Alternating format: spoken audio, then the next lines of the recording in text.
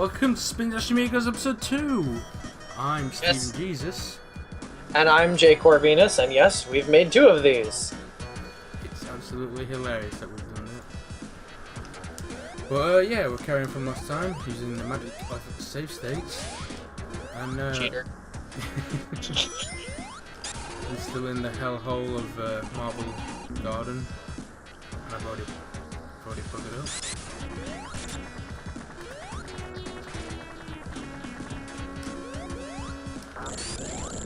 I love the noise that makes. Boink. You bounce, you bounce off those little wheels. Yeah, messages. Pull that somewhere else.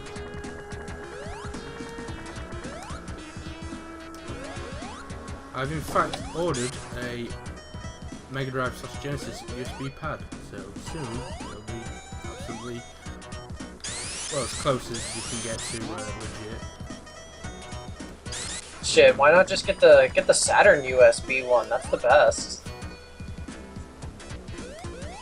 It might be, but I never liked the Saturn ones. Really? I mean, the Saturn 3D pad is obviously kind of wonky. Oh, It's yeah. like a proto Dreamcast thing.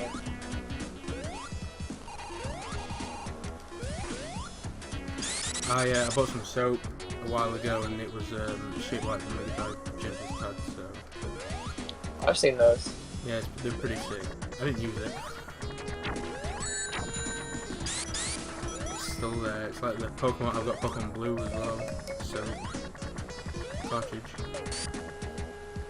Oh yeah, speaking of cartridges, you know, the lock-on technology that Sega was so proud to talk about and market left and right back in the day, all it really does is it takes the ROM images and concatenates them, so like, it just smashes them onto each other. They're actually designed to detect this, and all of the actual information for the patch is in, I think it's the Sonic and Knuckles ROM. So the Sonic and Knuckles one is the one that does all the heavy lifting, and it looks past its end address for another ROM image, and then uses information from that ROM image to sort of smash them together. Well, I also it's funny that it works with Sonic 2, but yeah, like you just said, Sonic and Knuckles basically has all the code for it. There's only a few little tweaks in it for when you did that. I did think it was weird though that when you hooked Sonic 1 up, you got Blue Spheres game. Which, Well, Blue Spheres was a fallback for any unrecognized ROM. that's not So bad. like, because it was only capable of supporting two patches, you could either do Sonic 3 or Sonic 2, and anything that wasn't that, it would just go Blue Spheres because it needed a fallback case. And just having something that said you can't do this would be kind of boring, or just having it crash or black screen or whatever. The users would think there was something wrong, so they decided to have it send you to Blue Spheres instead. Yeah. No way, no way, no way. Basically. I did like that, I thought it was weird that in the Blue Spheres, Tails isn't in it for some reason, but that's due to the fact that all Tails, the stuff to do about Tails in Blue Spheres is all to do with Sonic 3, so if you don't have Sonic 3 plugged in, I screwed up. If you don't have Sonic 3 plugged into Sonic and Knuckles, you're not really going to get Tails to join. Yeah, because you wouldn't have his art. I mean, you might have some of it, but 'cause isn't there a level in Sonic and Knuckles where a few levels in Sonic and Knuckles where Tails comes out and saves you if like something's going down? I don't remember, 'cause I thought Sonic and Knuckles was just Sonic and Knuckles. Yeah, Tails isn't in it at all. I thought they might have like used him in a cutscene or something. I don't know.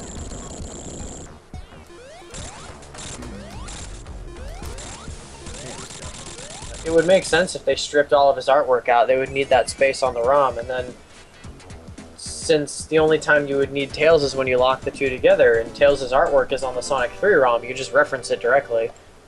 Yeah, and there's no there's no actual data of Tails in Sonic 1, so there's no way it gets through on that. But like you said.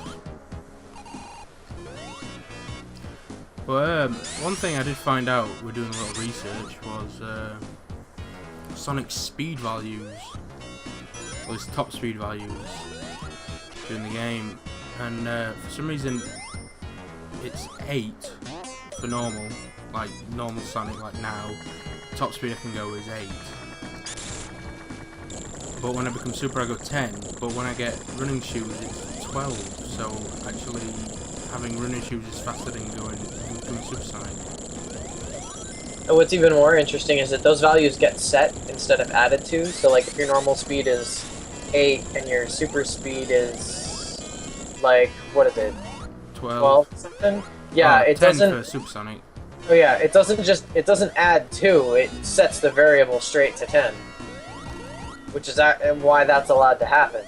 That's why when you're Super Sonic, for some reason you slow down.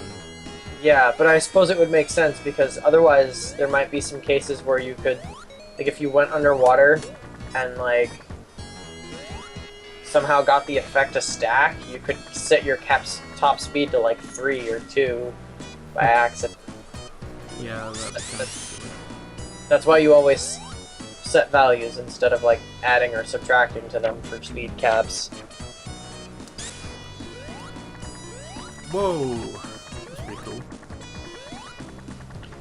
You know, I used to try for hours to get Sonic into the Knuckles route of this level. No, not Sonic, Tails. You can do that with debug mode, it's pretty easy. No, I think I did it with Sonic actually, because I would use the little twirly spin top thing to get Sonic all the way up there, and I think I've done it, but the game doesn't like it when you do. There's a ring near here. Oh, one of the giant rings? Yeah. I think so. No, Nope. That's, you're thinking of a similar section in the first part of the level. Right near the very beginning, it has one of those.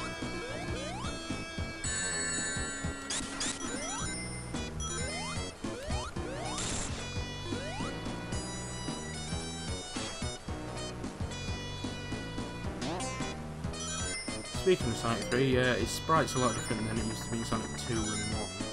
And that was due to the fact that Sega wanted to redesign him so he looked a bit more cuter and able to get along with, mainly for the girl demographic, even though I thought Tails covered that. The Sonic 3 sprite looks more angular and aggressive. To me, it's smoother. Like his shoes Oh, yeah. are rounder, and Yeah, but like his eyebrows.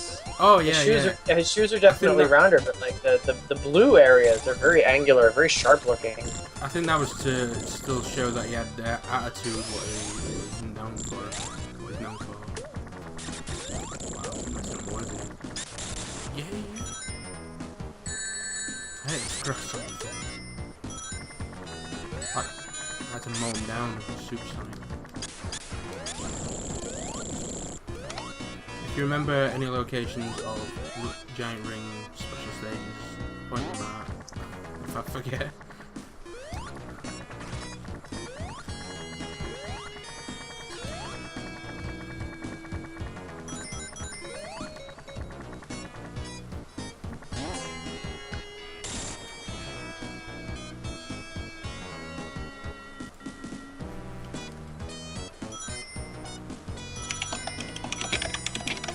Auto running.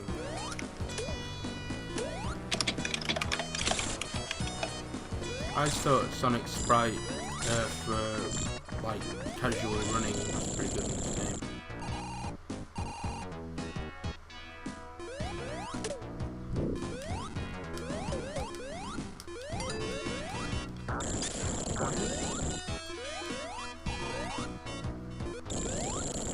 Oh, you want to discuss the zone order?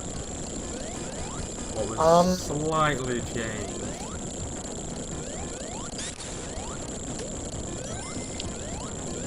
Oh yeah, when they were originally going to put Flying Battery Zone, like right before Ice Cap, like that's where the snowboard came from. Yeah, then... Because you did the same thing he does in Sonic Adventure 2, is he kicks it out of the wall. Yeah, it's supposed to be a part of part of the plane, what part of the aircraft. But also that Flying Battery Zone was supposed to be like a dawn kind of looking setting. Like it went from the first act was night, and then the second act was a bit lighter, so it made sense when you got to Flying Battery Zone that it was daytime.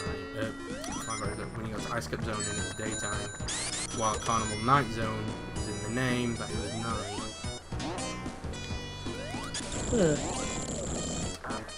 Boing.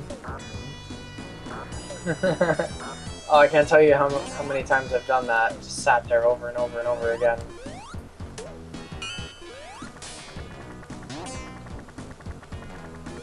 Free shield, man, I love it. I also really like how this game engine has the differing layers. Like, you know, you just went into that room and there was like the wall and there were holes in it you could see yourself through.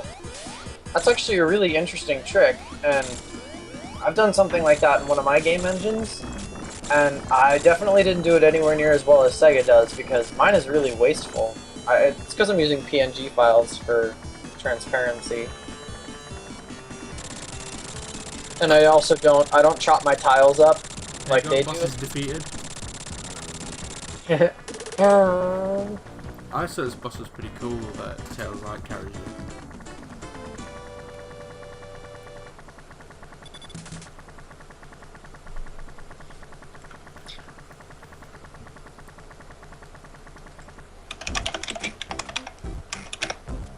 Love this level.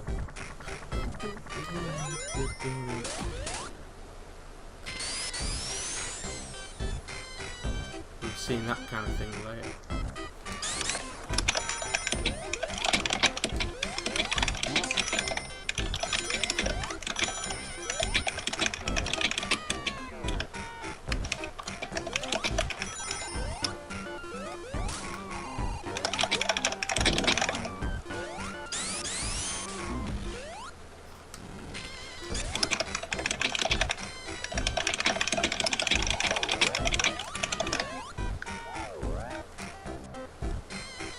Ugh, Carnival Night Zone, huh? This one. Just I really like going on everywhere.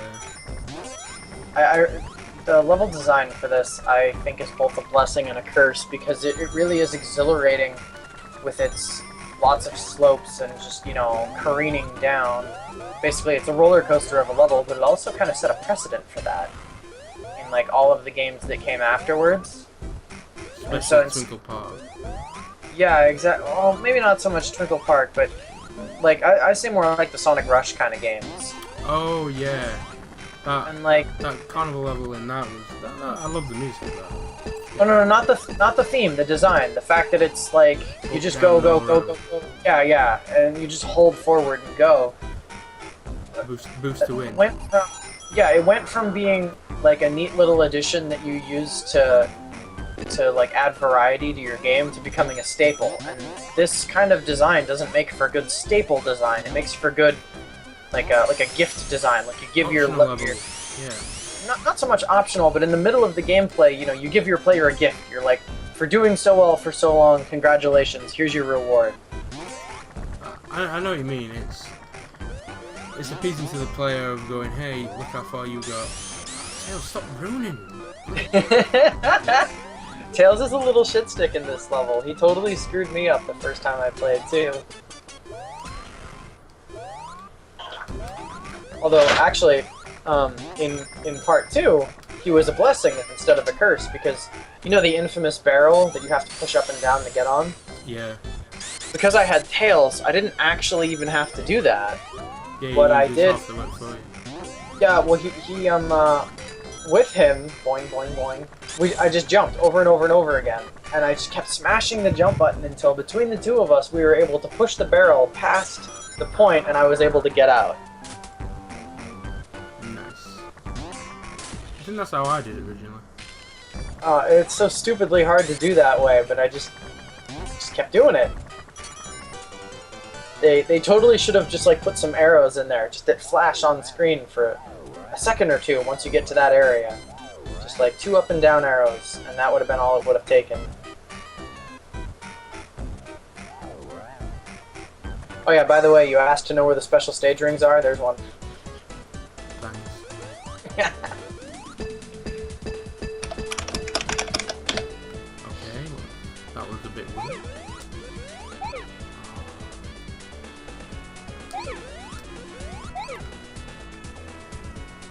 You should try remaking this, the Blue Spheres.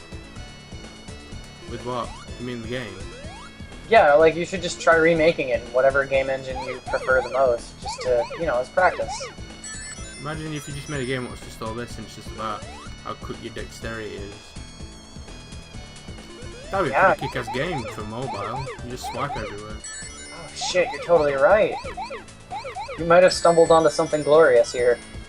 What, and then you have to get because like the Angry Birds kind of thing, you have to collect so many things and get so many points to finish the level. But then there's also bonus things as well of them people who like to get 3 stars on everything or whatever. It's so simple. You can only go left and right. I mean, you can do the forwards and backwards thing because of the bouncers, but you could make that a tap instead of a swipe to go forward. Yeah. Genius.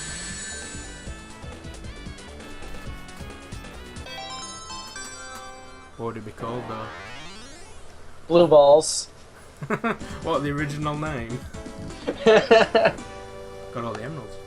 God, yeah, knowing you, you'd make it some sort of sexual joke parody game. Oh yes, me and my innuendos and... D-Force. Oh, D-Force, yeah, I'm still making them.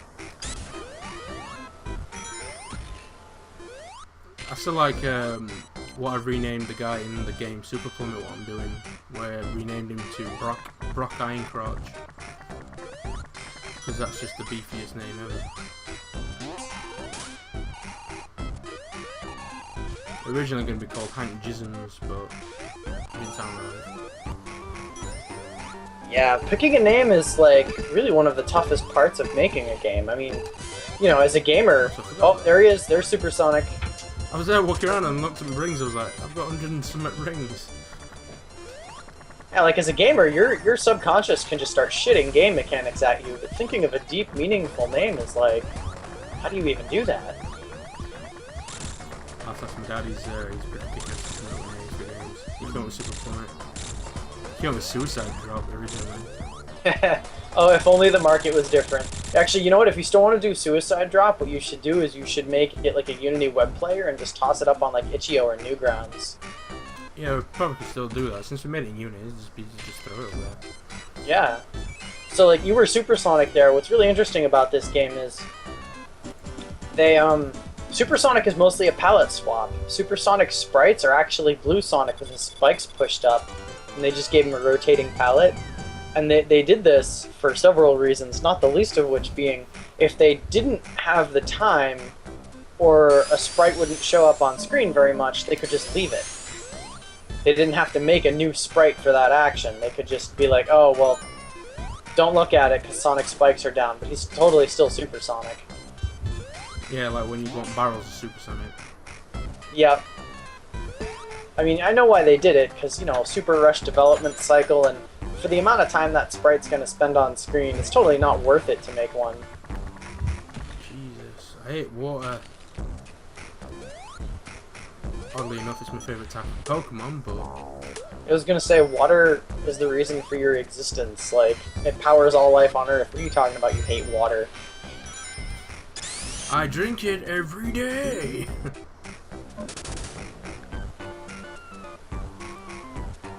Saying I do like what you said about calling it Blue Balls, because that was the original name, so might as well use it. Was it really, and then they had to change it? Yeah, they changed it because they originally called Blue Balls, but... Oh, gosh. This says the male staff who works on the game kept avoiding calling it that and just kept calling it, oh yeah, you're working on the special stage, and then just went, why don't we just rename it? Oh, I really hope that's the case. That would be... Oh, man. No, they should have named it Blue Balls. That would have been great. But then again, Sega was really already pushing things with their advertising. You remember that one that has the guy holding the joystick and it says the more you play with it, the harder it gets? Yeah, I remember that. Oh, such a good advert.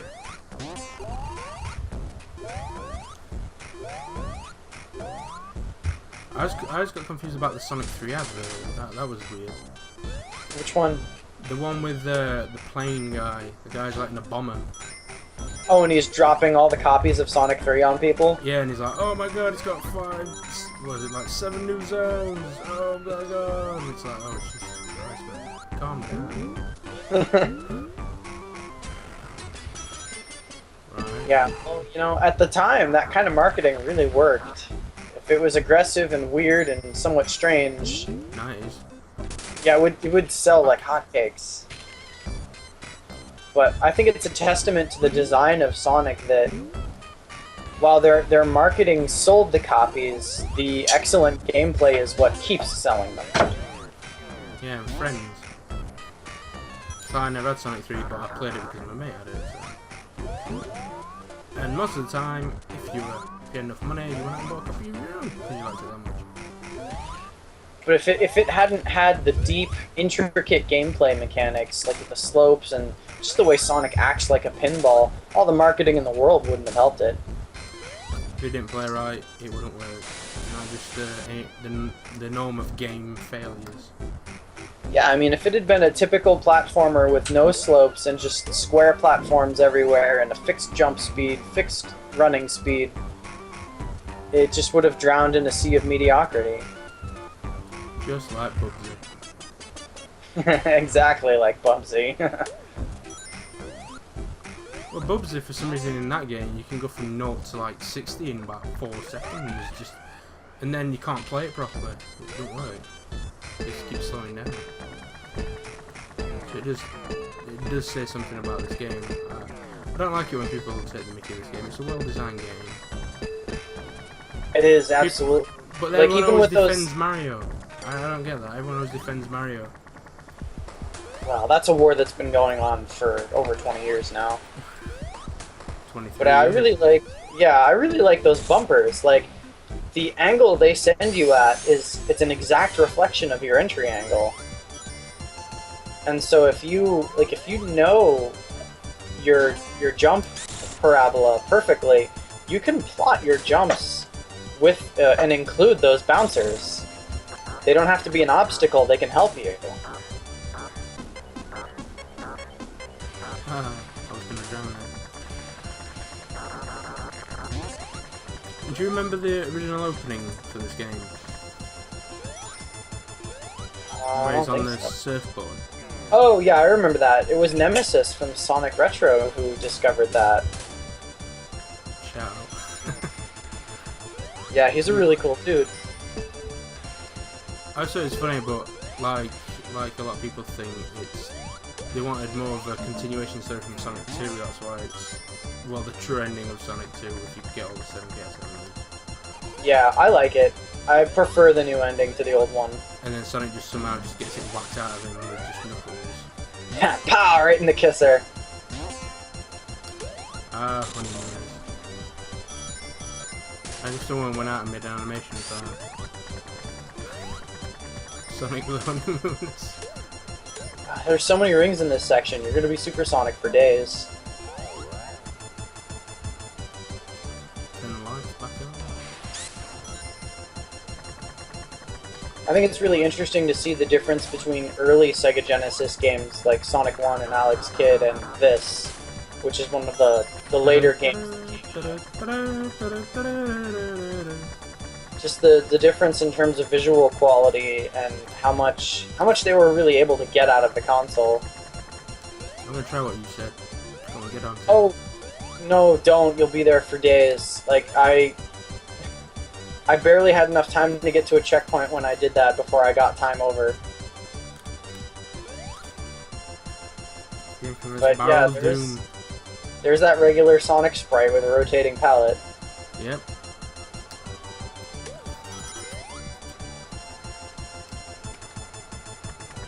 Oh, I'll just we have to keep going. Oh, what was it now? Oh, what was I just thinking of? Oh, the Barrel of Doom. I was like the Sonic Show's Barrel of Doom video. You ever seen that? No, I haven't. Where it's a guy just like stood outside a building, and then all of a sudden a guy with just. There's a giant ring over there. Oh, Totally screwed up. You can't go back now. Fighting boss somewhere. You've only got 16 rings. You could have had like 56. We'll get there. If I die, I die. You rack discipline. But yeah, the Sonic Show video, there's a guy with a superimposed barrel of doom on his head spinning around and he just goes and punches the guy in the nuts.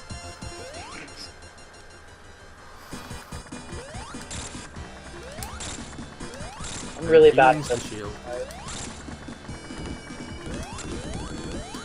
You know, I really hated the way they did the insta-shield in Sonic Generations and how using it doesn't give you any more vertical momentum after you hit your object. So you use the vertical shield and you just keep going, or not vertical, use the insta-shield and you just keep going downwards through whatever you attacked. Silly. Didn't work properly. But, and again, Sonic Generations was... Easy, no rings. MLG, Pro. It was a very nice attempt, but the classic physics just didn't work out right in that. They worked to a substantial degree, but I've said this before, the 3DS version's physics was a lot cleaner. But then again, you've never played it, so...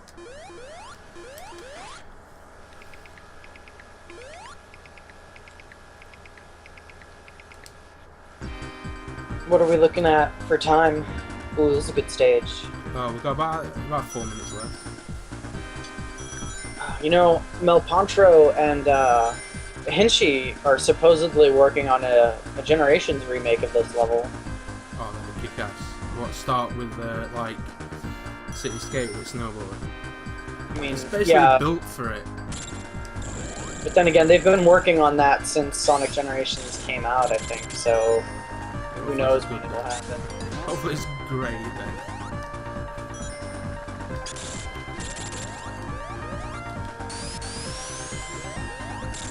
That tells you wank. Oh man. I'm gonna try and get off screen, she's not with me.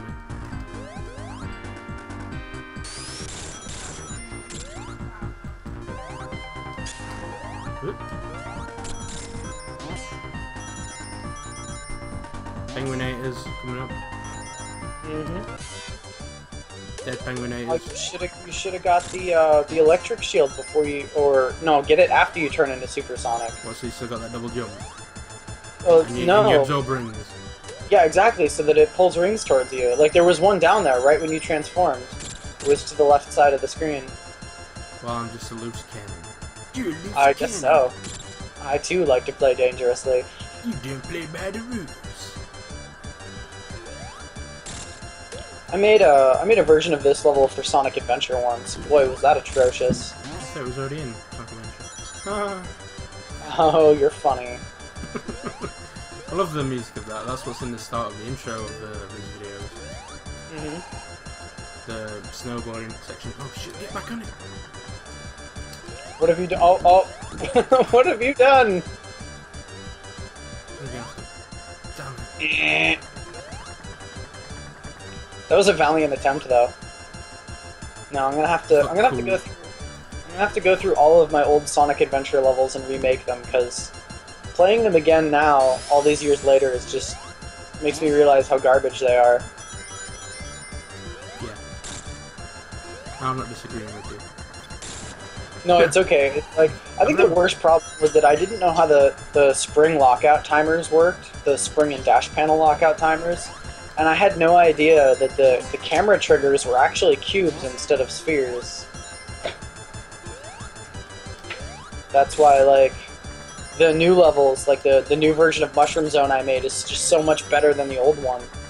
Because I completely redid the camera layout.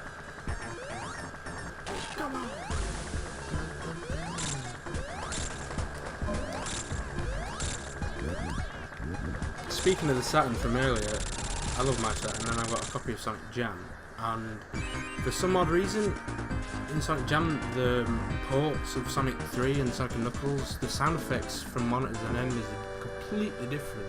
Don't know why. I've actually looked it up, no one knows why. Oh.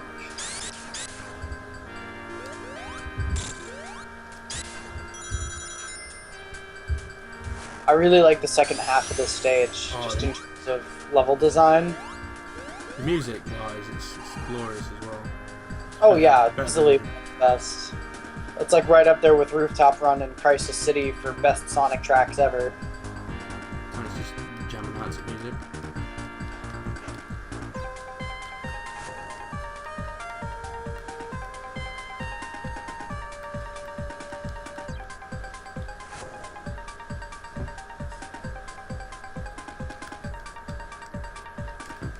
Great dance. Anyway, that's it. We're on time. Alrighty, well, see everybody next episode. Yeah, Whenever see. that- Yeah, whenever that happens, whenever I get back, we'll do some more research and have some good things for you as well. Enjoy yourself. This has been Steven Jesus. And Corvid Dude. Enjoy.